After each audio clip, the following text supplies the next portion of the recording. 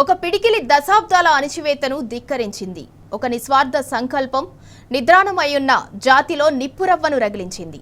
ఒక నినాదం నలుదిక్కులు పిక్కటిల్లేలా కుంభస్థలమే తన లక్ష్యమని ప్రకటించింది.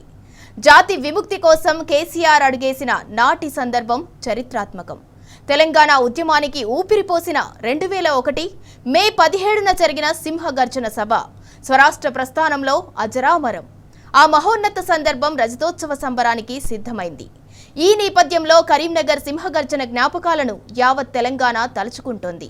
స్వరాష్ట్ర స్వప్నాన్ని సాకారం చేసే దిశగా కేసీఆర్ వేసిన తొలి అడుగును ఎక్స్ వేదికగా మాజీ ఎంపీ సంతోష్ కుమార్ గుర్తు చేసుకున్నారు. సింహగర్జన ర్యాలీకి సంబంధించిన దూరదర్శన్ వార్తను ఎక్స్లో పోస్ట్ చేశారు.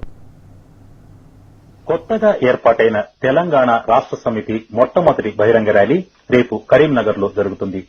సింహగర్జన పేరుతో ఈ ర్యాలీ నిర్వహిస్తున్నట్లు తెలంగాణ రాష్ట్ర సమితి అధ్యక్షుడు మాజీ deputy speaker Shri K Chandrasekhara Rao ఈ రోజు హైదరాబాద్ లో విలేకరులకు చెప్పారు.